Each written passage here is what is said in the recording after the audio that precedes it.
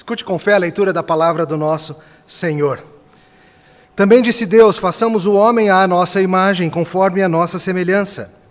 Tenha ele domínio sobre os peixes do mar, sobre as aves do céu, sobre os animais domésticos, sobre toda a terra e sobre todos os répteis que rastejam pela terra. Criou Deus, pois, o homem à sua imagem. A imagem de Deus o criou. Homem e mulher os criou. E Deus os abençoou e lhes disse: sede fecundos, multiplicai-vos, enchei a terra e sujeitai-a. Dominai sobre os peixes do mar, sobre as aves dos céus e sobre todo animal que rasteja pela terra.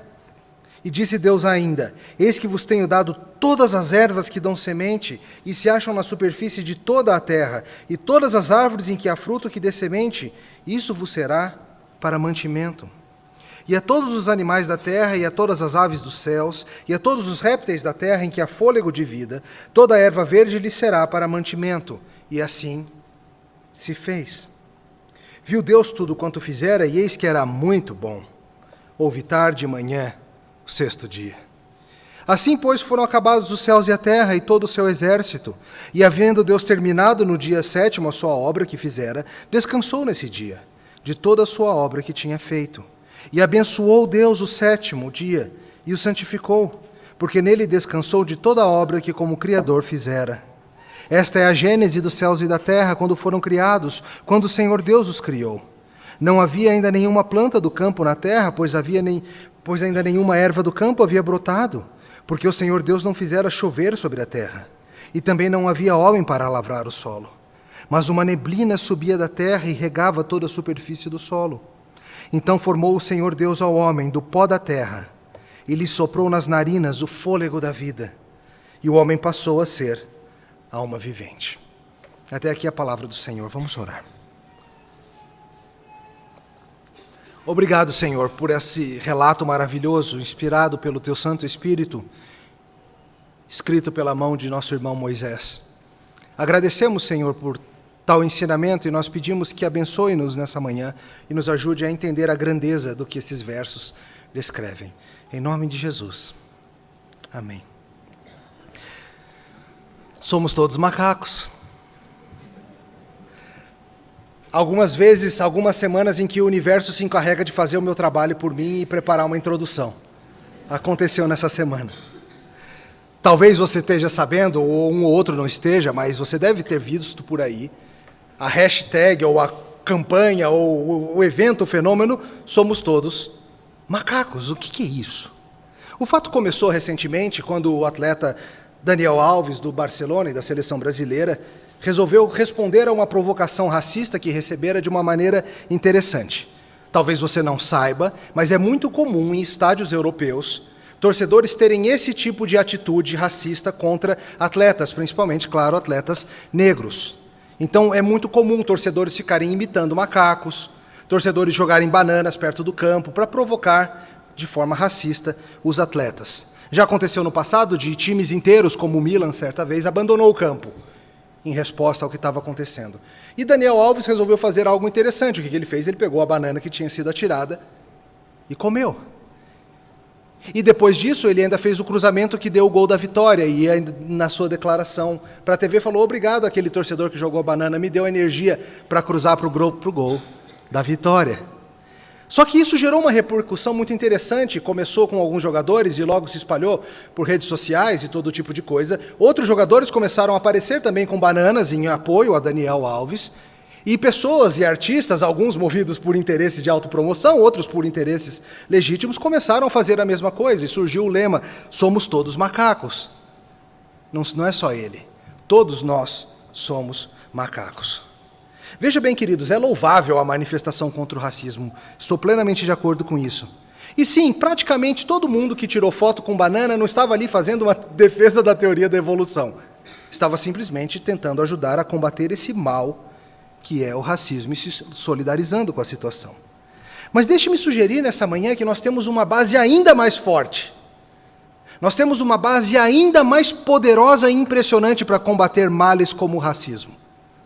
Algo muito mais impressionante do que dizer, no final das contas, todos nós somos animais evoluídos, passamos pelo mesmo processo e somos somente isso. A Bíblia nos ensina algo que é extremamente poderoso para combater todo tipo de preconceito. A maior ferramenta que temos contra o racismo é a verdade maravilhosa de que absolutamente todos os seres humanos são imagem de Deus. Queridos, essa doutrina maravilhosa, ela é imprescindível para a nossa compreensão, inclusive do plano de redenção, como vai ficar mais claro adiante. Talvez você já tenha sentido a dor afincada do racismo. Alguns de vocês devem ter passado por isso. Seja por cor da pele, ou seja uma questão de ser estrangeiro em outro país. Mas eu sei que você já passou por algum tipo de sofrimento, algum tipo de humilhação pela sua situação física.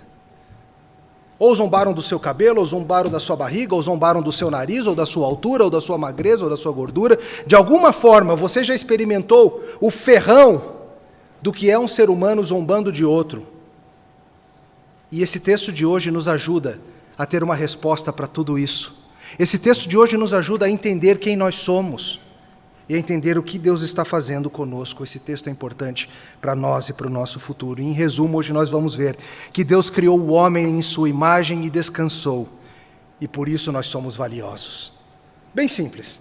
Deus criou o homem em sua imagem e descansou, e por isso nós somos valiosos. Vamos ver isso em 2 pontos. O primeiro deles, explorando melhor a ideia de Deus criando o ser humano e depois descansando. Na última semana a gente investigou os dias da criação. Passamos um tempão aqui falando sobre como Deus criou o mundo ao longo de 6 dias. Vimos Deus fazendo todas as coisas em 6 dias, e à medida que Ele ia fazendo, Ele ia declarando essas coisas como sendo boas. E agora nós chegamos ao momento da coroação de toda a criação. Após criar o homem, Ele não somente diz que isso tudo era bom, Ele diz que isso tudo é muito bom. É usada essa palavra para intensificar. Deus olha agora a sua criação completa, e Ele olha o homem colocado naquele posto mais alto e mais elevado, e Ele fala: esse mundo eu declaro como sendo muito bom. A criação do homem, queridos, é o momento mais importante de todo esse processo da criação. Porque é o momento em que Deus coloca na criação aquele que vai ser o seu representante. Aquele que vai andar sobre a terra em nome de Deus. Aquele que vai fazer como representante, como alguém que tem a procuração legal de Deus, para agir em seu nome. Veja bem, toda a criação revela a glória de Deus, mas a humanidade de uma maneira especial. Queridos, não se trata de um relato mítico acerca da maneira que Deus fez. Não é simplesmente um texto buscando ensinar verdades espirituais à parte de fatos históricos, é um texto querendo mostrar a nossa história. No capítulo 1, Moisés vem e dá uma explicação mais geral, no capítulo 2 ele volta, ele retorna e dá mais detalhes. E no capítulo 2 ele vai dar mais detalhes sobre o processo de criação, sobre a criação da mulher e sobre a função que homem e mulher tinham naquele jardim. Em outros sermões a gente vai falar mais sobre essas outras coisas. Mas veja novamente versos 26 e 27 na sua Bíblia. Também disse Deus: façamos o homem à nossa imagem, conforme a nossa semelhança, e tenha ele domínio sobre os peixes do mar, sobre as aves do céu, sobre os animais domésticos, sobre toda a terra, todos os répteis que rastejam pela terra. Criou Deus, pois, o homem à sua imagem, a imagem de Deus o criou. Pula ali para o 31. Viu Deus tudo quanto fizera, e eis que era muito bom. Houve tarde e manhã, o 6º dia. Queridos, o texto de Gênesis 1 implica numa participação maior e mais direta de Deus quando se trata da criação do homem. Deixa eu explicar. Nos outros dias nós vimos Deus ordenando: terra, produza peixes. Terra, produza plantas. Terra, produza. Deus ordena, mas a criação ela é indireta ou é mediada. Quando chega no caso do homem, ele intencionalmente declara que ele vai fazer. E há uma declaração plural aqui: façamos o homem em nossa imagem. E Deus vem e de uma maneira especial produz esse ser humano. No aspecto da criação do homem, ele faz com envolvimento superior. Veja, Deus nos faz a partir da terra. É o que ensina o verso 7 do capítulo 2. Então formou o Senhor Deus ao homem do pó da terra, e lhe soprou nas narinas o fôlego de vida. Olha que interessante, esses 2 aspectos da humanidade têm que ser bem compreendidos. Primeiro, nós somos seres materiais. Nós somos da mesma substância que a terra é. nossos átomos, o nosso carbono, a nossa água, o nosso isso, o nosso aquilo. Nós somos parte dessa criação e Deus usa o que Ele já havia feito para nos moldar, para nos fazer aquilo que Ele deseja que nós sejamos. Mas, ao mesmo tempo, nós somos mais do que simplesmente parte dessa terra. Veja, nós somos mais do que seres materiais. Nós temos o sopro da vida em nós, de uma maneira que os animais não têm, e nem outras criaturas, as samambaias, ou seja o que for. Nós somos corpo, mas nós não somos somente corpo, nós somos corpo e alma. A Bíblia também chama a alma de espírito, coração, outros termos aparecem para descrever essa que é a parte imaterial. Nós temos uma parte material, que chamamos de corpo, e temos uma parte imaterial, que chamamos de alma ou espírito. E essas duas partes são unidas, nós não somos apenas isso ou apenas aquilo. Nós somos essa conjunção maravilhosa de matéria e sopro da vida. E nós somos, gloriosamente, a coroa da criação. Não perca isso de vista. O homem, o ser humano, é a coroa da criação. Não apenas homem masculino, homem e mulher, claro. Em outro sermão a gente vai explorar mais essa questão de homem e mulher. Hoje a gente vai focar na questão da humanidade como um todo. Mas veja isso, meu irmão. Nós somos parte da criação, mas nós somos mais elevados que a criação. Às vezes as coisas são colocadas de forma tão sutil, e às vezes não tem nenhuma grande teoria da conspiração por trás, não. Mas as coisas são colocadas de maneira tão sutil que a gente perde essa verdade de vista. Por exemplo, qual é a classificação tríplice que toda criança aprende na escola? Quais são os 3 reinos? Vegetal, animal e mineral. E o homem pertence a qual desses? Nenhum. Tem um amigo meu que acho que é vegetal, porque... Mas veja, a gente costuma simplesmente assumir essa classificação. Existem os vegetais, existem os minerais, existem os animais. E o ser humano, ele é o quê? Ele é um dos animais, é um animal racional. É a definição de livro de ciências de 4ª e 5ª série. Mas veja que isso é diminuir o ser humano. Uma classificação mais bíblica diria: existem os minerais, existem os vegetais, existem os animais, e existe aquele que é a coroa da criação, a própria imagem de Deus. E sim, ele tem semelhanças com os animais, e tem semelhanças com os vegetais e com os minerais também. Mas ele é superior, ele é diferente, ele é algo maior. De um ponto de vista biológico, sim, a gente é mais parecido com mamíferos do que com coqueiros, mas a gente é algo separado. Nós somos algo especial. Classificar e definir o homem como um animal racional é depreciá-lo. Nós somos um bicho, com a diferença que é um bicho que pensa. Não! Nós somos muito mais que isso. Nós somos imagem de Deus. É importante aqui a gente tratar um pouquinho de teoria da evolução, e eu não vou entrar nisso tempo demais, tem coisa mais importante para falar do que isso, mas tem se tornado comum e até mesmo chique entre alguns cristãos querer admitir a teoria da evolução, como se fosse uma opção menos obscurantista, mais alinhada com os tempos, supostamente algo mais esclarecido. Queridos, disso vem surgindo algo que se chama teísmo evolucionista, a ideia de que Deus usou a evolução para guiar até o homem, e até teólogos de renome por aí têm ficado enamorados dessa ideia. Infelizmente, isso surge da onde? Do mesmo impulso, expliquei semana passada, surge do mesmo impulso que existe na teologia liberal. Temos que submeter os ensinos bíblicos às provas reducionistas do que é chamado de ciência. E eu mostrei para vocês diversos problemas de fazer isso. Semana passada a gente vai falar de alguns mais.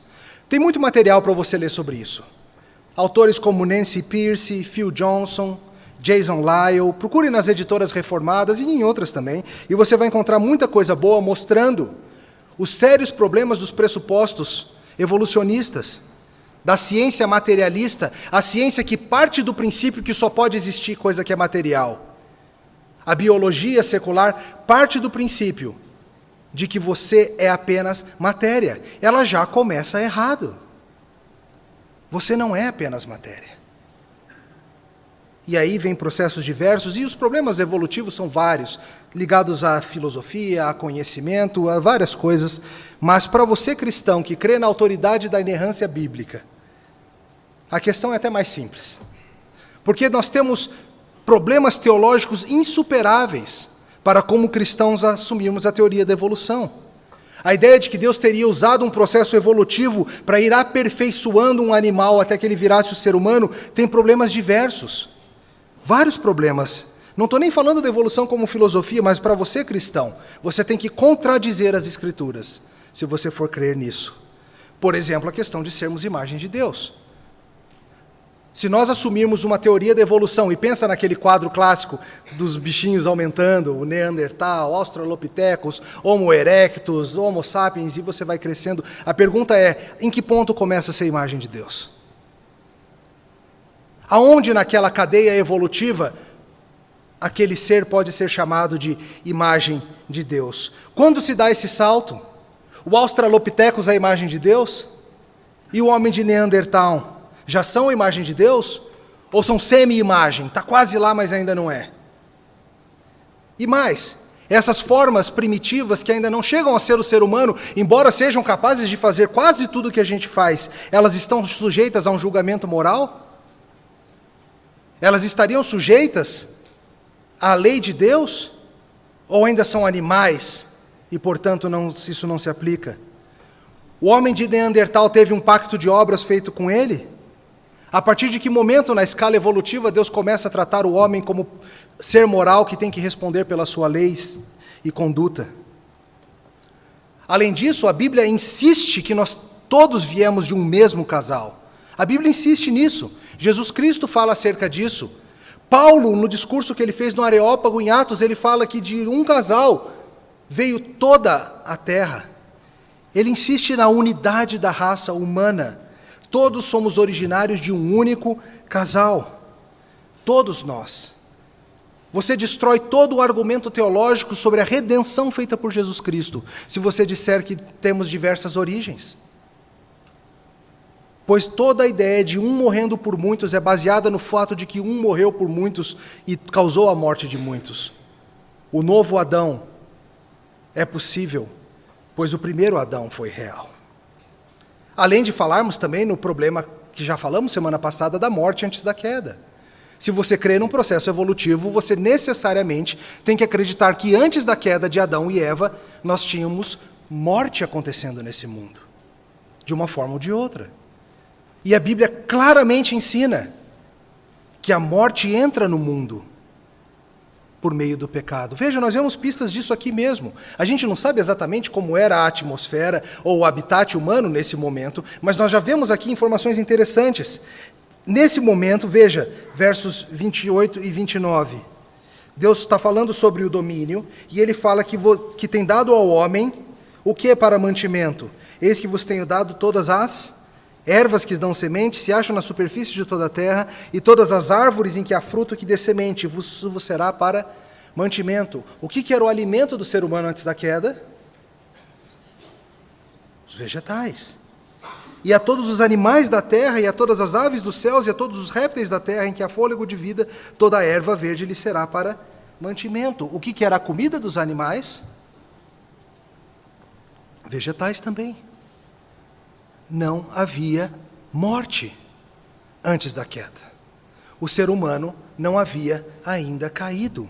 E com a queda entra o pecado, e com o pecado entra a morte, e tudo muda. Morte animal, morte humana, tudo começa a partir da queda. Se você aceita uma teoria como um teísmo evolucionista, você necessariamente precisa crer que havia morte antes da terra, antes da queda. Mais que isso, uma outra posição que tem ficado famosa entre cristãos é a ideia de que Adão e Eva são meramente mito, símbolos, um arquétipo ou algo assim. Uma espécie de mito inspirado que não busca tratar dos fatos, apenas dá para a gente uma ideia, e essa, infelizmente, tem se popularizado. Adão e Eva seriam seres humanos literais, ou não, mas seres humanos, não seriam seres humanos literais, mas seres humanos figurados. Adão e Eva talvez fossem o rei e a rainha de uma tribo, ou o rei de uma tribo com a rainha de outra tribo, e eles se misturaram, e as tribos se misturaram, e aí surgiu a humanidade. Há diversidade nesse erro, mas novamente tem problemas. De novo, a Bíblia nos ensina que a historicidade de Adão como um homem literal que andou sobre a terra é importante. Romanos capítulo 5. O argumento construído é todo baseado no fato de que Adão era um homem literal. Por meio de um homem entrou o pecado, por meio de outro homem virá a redenção. Adão era o representante da humanidade, e por causa da queda dele é que nós somos pecadores. Veja bem, queridos, a Bíblia nos ensina que a nossa culpa existe por quê? Por que você é culpado diante de Deus? Por causa da queda do teu representante. Se nós não estamos falando de alguém literal, alguém que aconteceu no tempo e no espaço, esse argumento perde todo o sentido. E toda a ideia de um representante cai por terra. Se não houve um Adão literal, os feitos de Jesus, o novo Adão, ficam no vácuo. Mais que isso, as genealogias da Bíblia tratam Adão como alguém literal. Jesus faz referência à criação de Adão e Eva e trata os eventos da criação e da queda como história, não como símbolo. Paulo, em 1 Coríntios 11, ao falar sobre a função, sobre a posição da mulher no culto, ele fala sobre a criação e ele explica, e o argumento dele está todo baseado na ordem da criação. Em primeiro ser criado o homem e depois ser criada a mulher, e esse relato perde todo o sentido se Gênesis for meramente um mito. Você entende, meu irmão, que você é criação de Deus? Você entende que Ele te fez e te moldou, que o teu corpo foi dado por Ele, que o teu espírito pertence a Ele, que você foi feito para refleti-lo? Sim, você reflete os seus pais de alguma forma, mas principalmente você foi feito para refletir a Deus?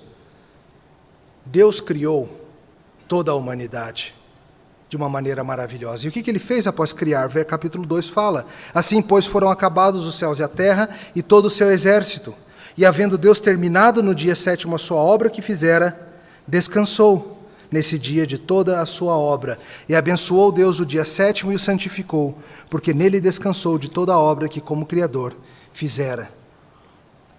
Veja que aqui a gente tem um princípio que vai aparecer mais tarde ao longo de toda a Santa Escritura, o mandato de Deus acerca de descansar. Deus não é todo poderoso, por que Ele precisa descansar? Ele fica cansado? Não, não é isso.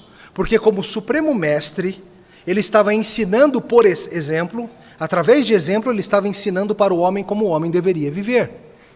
E por isso que Ele gasta 6 dias construindo o mundo, quando Ele podia ter feito em 1 segundo, mas Ele leva 6 dias e depois descansa no 7º, porque Ele estava estabelecendo para a gente o exemplo de como nós funcionaríamos. Deus não precisa descansar, mas Ele cessa a sua atividade para ensinar algo vital para a gente. Ele nos coloca com a necessidade de descansar. E veja, o princípio sábado, ele é ensinado desde a criação. Não é algo que aparece depois com a lei mosaica. É algo que já está embutido na forma que Deus criou o homem e o mundo. Ele estabelece a nossa semana com esse princípio. E veja nisso, querido, a bondade de Deus para com você. Ele podia ter feito o mundo de maneira que você trabalhasse todos os dias. Podia. Mas Ele fez o mundo de forma tal que você produza, mas que você pare de produzir e descanse nele. É importante a gente ver isso. A gente não está ainda na queda, mas não é segredo que a gente não reteve esse estado de santidade e justiça. Por causa das nossas escolhas, nós nos desviamos da glória e da lei de Deus, e toda a criação se torna maldita por causa disso. E a maravilha disso tudo é ver que Deus está nos refazendo, e Ele nos dá o sábado como um descanso, para nós lembrarmos que Ele está cuidando de nós. E eu te pergunto, você entende essa parte da criação? Que Deus te fez com necessidade de descansar? Claro, pastor, adoro dormir. É mais do que isso. Você entende que Ele te fez com a necessidade de um dia por semana parar, encontrar o povo dEle, estar com Ele, passar tempo com a sua família, descansar? Você entende que quando você não para, você está indo contra a própria forma que Deus te fez, que não é natural? Muitas vezes a gente cristão, a gente fica falando contra certos comportamentos que não são naturais, e de fato muitos não são. Ser um workaholic não é natural, de acordo com a forma que Deus nos fez. Ser um workaholic, alguém que não para de trabalhar, é pecado. Alguém que é viciado em trabalho e que não consegue cessar e parar e descansar na providência de Deus. Não, pastor, é ambição, é seriedade, é ser firme. Não. É ir contra a forma que Deus te fez. É achar que você sabe melhor do que Deus como o mundo funciona. Foi Deus que te fez, querido. Ele te projetou como Ele queria. E ao te projetar, Ele te fez com essa necessidade de parar uma certa proporção de cada semana e ter um tempo de descanso. Mais adiante a gente vai voltar a esse assunto e falar de outras coisas que estão envolvidas, mas por enquanto essa é a primeira coisa. Deus te fez diretamente, de maneira maravilhosa, sem processos evolutivos. Ele criou nossos pais, e depois de criar nossos pais, Ele olha para esse mundo maravilhoso, que Ele chama de muito bom, e o que resta fazer? Só resta descansar. Segunda coisa que a gente precisa ver hoje. Deus fez o homem à sua imagem, conforme a sua semelhança. Vamos focar um pouquinho nesse assunto tão importante. Verso 26 fala: façamos o homem à nossa imagem, conforme a nossa semelhança. O que quer dizer isso? O que quer dizer isso? O que está envolvido em ser imagem de Deus? O que isso significa é que nós, seres humanos, refletimos a Deus de uma maneira que apenas nós, em toda a criação, o fazemos. Uma pergunta que surge sempre é: são coisas separadas, imagem e semelhança? Tem diversidade de opinião nisso, mas, em geral, a posição reformada é de que são dois termos descrevendo a mesma coisa. A Bíblia faz isso de vez em quando, como, por exemplo, presbítero e bispo, são duas palavras para descrever a mesma função. Imagem e semelhança parecem simplesmente ser uma maneira intensiva de falar que é uma imagem que é muito parecida mesmo. A palavra hebraica que dá origem à imagem é uma palavra que está ligada a esculpir, cortar, talhar. O homem é uma representação de Deus. A palavra para semelhança é uma que está ligada realmente a ser igual. E juntando tudo isso, o que Deus está dizendo é que Ele resolve esculpir o homem e faz de maneira que seja bem parecida com Ele. É importante que você entenda que o homem não carrega a imagem de Deus, como se fosse uma coisa que você carrega e pode perder. Nós somos a imagem de Deus.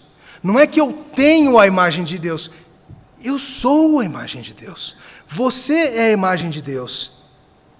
Isso não é algo acidental, não é algo secundário. Isso é a própria essência de quem você é. A própria imagem de Deus na terra.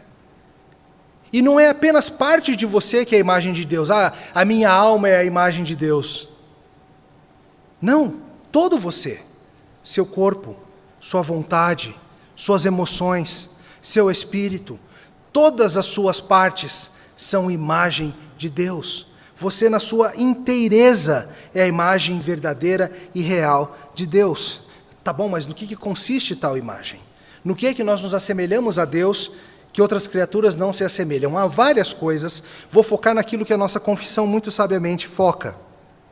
A confissão, relacionando já com a redenção em Cristo, ela mostra a partir de Colossenses 3 e a partir do texto que nós lemos hoje, de Efésios 2, 20 a 24, que a imagem de Deus está ligada principalmente a conhecimento, retidão e justiça. Nós, como imagem de Deus, somos dotados de conhecimento. A Bíblia fala que estamos sendo renovados em conhecimento à imagem de Deus, e é muito interessante ver isso. Veja bem, é inegável que os animais têm conhecimento. As formigas sabem fazer coisas maravilhosas. Os golfinhos sabem fazer coisas impressionantes. As tartarugas, de alguma forma, sabem a praia que nasceram e voltam para ela um tempão depois para pôr ovo. Mas o que a Bíblia chama de conhecimento aqui é algo superior. Está ligado a um conhecimento relacional com o seu Criador, que implica num conhecimento de todo o mundo ao seu redor. E nós, como imagem de Deus, somos capazes de desenvolver conhecimento, acumular conhecimento, transmitir conhecimento e avançar no conhecimento. Pensa nisso. Os ursos polares. Hoje eles fazem mais ou menos a mesma coisa que eles faziam 300 anos atrás. Tá, com menos gelo. Mas mais ou menos o mesmo jeito de viver. Mas nós estamos muito diferentes do que estávamos 300 anos atrás. Avanços tecnológicos, avanços no conhecimento, avanço nisso, avanço naquilo, nós estamos produzindo, acumulando, avançando no conhecimento de uma maneira que nenhum dos animais faz. Nós não somos apenas animais racionais. Por causa do nosso conhecimento de Deus e nosso relacionamento com Ele, nós temos a capacidade de avançar. Além disso, claro, está o conhecimento do próprio Deus. A Bíblia fala sobre um certo nível de entendimento que a criação tem acerca da redenção, a gente falou sobre isso, a criação aguarda a redenção, Romanos 8, mas é diferente do que nós temos. Nós temos a possibilidade de conhecer a Deus, de saber quem Ele é, de aprender dEle e ter esse relacionamento de conhecimento mútuo com o nosso Deus. Nós, como imagem dEle, somos dotados de conhecimento. Além disso, nós somos dotados de retidão e santidade, ou justiça, conformidade com a lei divina. A retidão moral, queridos, diante de Deus, é uma característica apenas daqueles que são sua imagem, e que por serem sua imagem têm obrigações de vida nesse sentido. Deus é santo e o homem foi criado para ser santo, de forma diferente dos animais. Pensa nisso, a gente não fala, por exemplo, que guaxinim imoral que eu encontrei ontem. Ou você não diz algo como aquele tucunaré é um mau caráter, mantenha-o longe das crianças. Não quero você andando por aí com aquelas ariranhas, elas aprontam o tempo todo. Por que isso não faz sentido? Porque os animais não são seres morais. Retidão e justiça não fazem parte da estrutura de quem eles são. Mas nós fomos criados para ter esse tipo de relacionamento. Nós fomos criados e, como imagem de Deus, nós temos a responsabilidade de andar em conformidade com a sua lei, com a sua justiça. Nossos pais, Adão e Eva, não tinham pecado. Foram criados bons. Não foram criados neutros, foram criados bons. Eles tinham a possibilidade de pecar, mas foram criados moralmente retos. A gente fala tanto, errar é humano. Não originalmente. O pecado, o erro, é um resultado da queda. Quando a gente mudou radicalmente. Outra coisa que está ligada, e o texto nos ensina acerca da questão do homem como imagem de Deus, é que por sermos os seus representantes, nós recebemos domínio sobre a terra. Aqui a gente já começa a falar disso, eu vou falar mais sobre isso no próximo sermão, mas já como está aqui, vamos dar uma indicada rápida. Note que ele diz que as plantas, os animais, tudo isso está debaixo do governo do ser humano, como vice-regente da criação. Queridos, domínio é um aspecto importantíssimo de sermos imagem de Deus. Nós fomos responsabilizados por domar e cuidar da criação. Esses textos nos indicam isso. Agimos em nome de Deus para fazer o que Ele deseja, usando a nossa capacidade em honra a Ele, como sua imagem. E nisso tudo, queridos, a gente tem que perceber que nós somos a glória disso tudo. Lemos hoje, no começo do culto, Salmo número 8. Um texto que fala, fomos criados um pouco abaixo de Deus. Não tem nada tão impressionante como nós nessa criação. Nada. Nem os planetas, nem os mares, nem as estrelas, nada é glorioso como nós somos. Nathan Wilson, falando sobre a glória do homem, diz o seguinte: nós somos ao mesmo tempo pequenininhos e gigantescos. Nós somos nada mais do que barro moldado e assoprado em cima. Mas somos nada menos do que autorretratos tirados por Deus, andando e respirando ao redor das montanhas épicas e do plano maravilhoso que a própria palavra infinita traçou. Pode inflar de orgulho e gratidão. Porque você é pequenininho, mas te foi dado muito. Você foi falado por Deus, assim como as estrelas. Você está aqui nesse ponto da história, e a história se estende para frente, e a história se estende para trás, e o que você deve buscar é viver o seu capítulo de maneira boa. Queridos, a imagem de Deus, ela não é aniquilada na queda. Alguns pensam isso, que nós éramos imagem de Deus antes da queda. Não. A Bíblia nos ensina que nós continuamos sendo imagem de Deus, mesmo após a queda. Mesmo após a queda. Todo ser humano que você encontrar nesse mundo é imagem valiosa e preciosa de Deus. Entenda que isso abala seriamente a estrutura de qualquer pensamento racista. Volta para o nosso começo. Queridos, racismo é das maiores idiotices que já cruzou o planeta Terra, baseado no entendimento idólatra de que alguém acha que é melhor porque é diferente. O racismo ele está entranhado na ideia pecaminosa de que eu sou melhor que o meu próximo, porque ele é diferente de mim e não é como eu sou. Mas nós cristãos temos uma solução maravilhosa para o problema do racismo. Nós afirmamos que todos os seres humanos, seja qual for a sua etnia, são de valor infinito, porque são imagem de Deus. Todos têm valor gigantesco, porque são imagem de Deus. Não é porque no fundo a gente é o mesmo bicho evoluído, não. É porque todos, caucasianos, asiáticos, esquimós, negros, asiáticos, árabes, todos espelhamos o mesmo Deus, nenhum mais do que outro. Nenhum mais do que outro. A Bíblia não ensina para a gente fingir que não há diversidade. A Bíblia ensina para a gente amar e celebrar a diversidade étnica que existe. Isso vale também para tanta discriminação que é feita em respeito a sexos. A gente ouve falar de países em que quando nasce uma menina, os pais ficam tristes. Muitas vezes a menina é abandonada, mas nós como cristãos temos que afirmar o eterno e maravilhoso valor igual de homens e mulheres. Homens e mulheres, como diz o texto, são imagem de Deus. São imagem maravilhosa de Deus. A gente tem que afirmar, inclusive, que deficientes físicos são imagem de Deus. E daí vem o seu valor. Por mais quebrada que esteja a pessoa no seu corpo e mesmo na sua mente, essa pessoa continua sendo imagem de Deus e por isso merece honra, e merece tratamento, e merece cuidado, e merece ser protegida. E é por isso que a gente se levanta e fala, inclusive, contra o aborto, porque nós entendemos que mesmo antes de nascer, aquele serzinho que está na barriga já é imagem de Deus.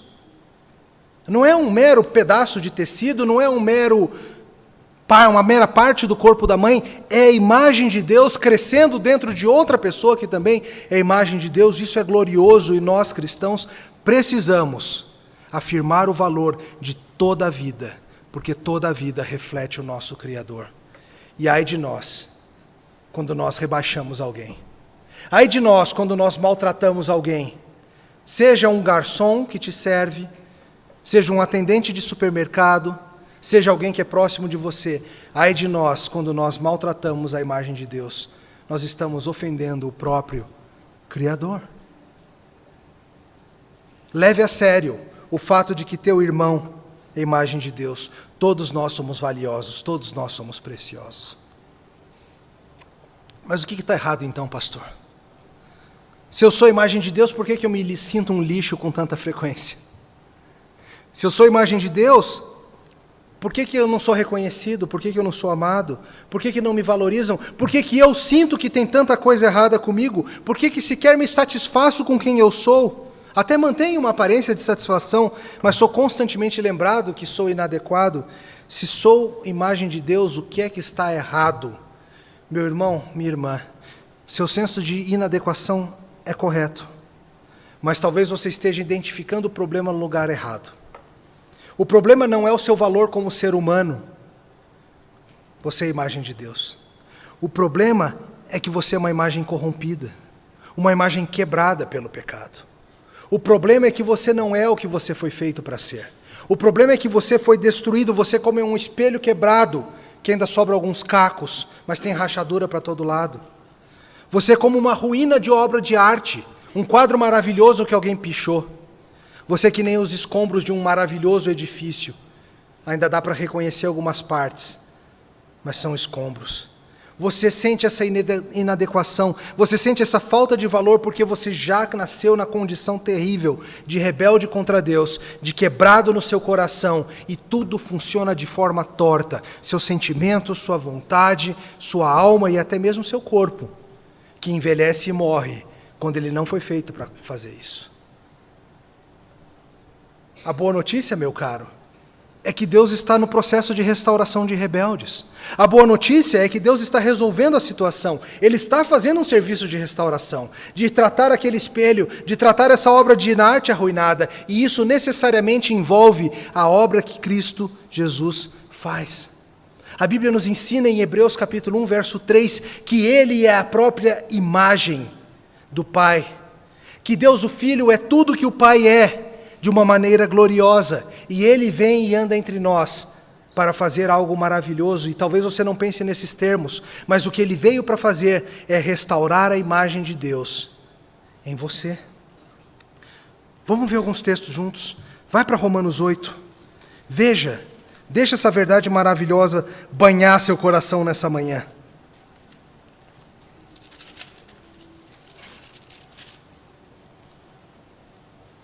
Romanos 8, 29, no meio daquela maravilhosa cadeia do que ele fala, do processo da ordem da salvação, ele diz o seguinte: porquanto aos que de antemão conheceu, também os predestinou, para serem o quê?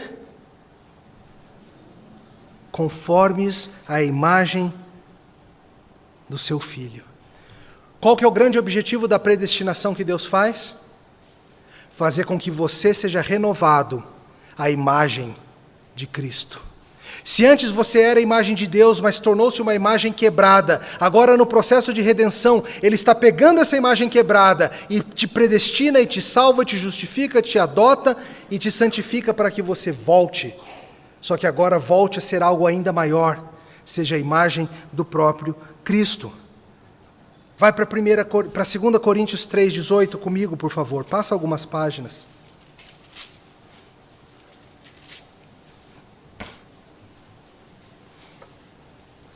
2 Coríntios 3,18, olha o que ele fala.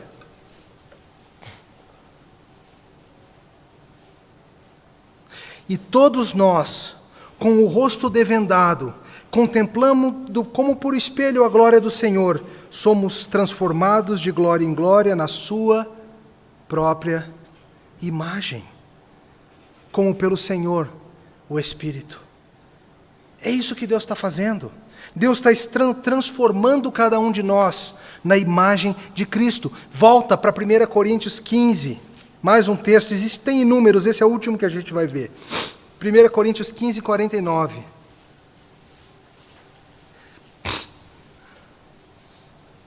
Nesse capítulo glorioso em que ele fala sobre a ressurreição, ele chega à pequena conclusão que diz o seguinte: e assim como trouxemos a imagem do que é terreno, devemos também trazer a imagem do celestial. Essa é a promessa, queridos.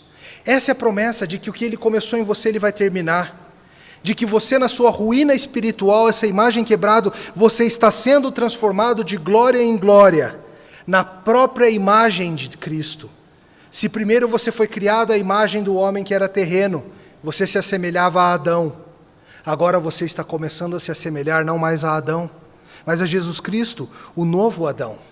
E isso é a santificação, é o processo pelo qual Ele vai transformar você, a cada dia, pela sua palavra e pelo seu Espírito, naquilo que você foi criado para ser desde o princípio. Chesterton fala, a coisa mais extraordinária do mundo é um homem ordinário, sua mulher ordinária e seus filhos ordinários. Você é o que há de mais impressionante nesse universo. Sim, você. E a pessoa do teu lado também. Essa é a tua glória. E essa é a tua tristeza. Mas temos a maravilhosa certeza de que, por mais terrivelmente que tenhamos sido quebrados, aquele que é a imagem de Deus se fez carne e foi carregado com nossos pecados naquela cruz, para que a gente começasse a ser refeito à imagem dele. E no seu plano maravilhoso nós caímos para que pudéssemos ser erguidos a algo ainda maior. Depois da ressurreição nós não seremos como Adão, nós seremos mais do que Adão. Nós seremos imagem de Jesus Cristo. Essa é a maravilhosa base do nosso valor. Essa é a maravilhosa verdade do que Ele está fazendo. E aqui estamos nós. Somos todos imagem de Deus. Oremos. Obrigado, Senhor, pelo glorioso plano de redenção em que o Senhor pega seres quebrados como nós e pela Tua misericórdia nos transforma em algo mais. Nós agradecemos, Senhor, pela obra de Cristo em nosso favor, a qual nós lembraremos agora partilhando do pão e do cálice. E nós somos gratos porque o Senhor tem feito muito por nós. E em Ti estamos alegres. Em nome de Jesus. Amém.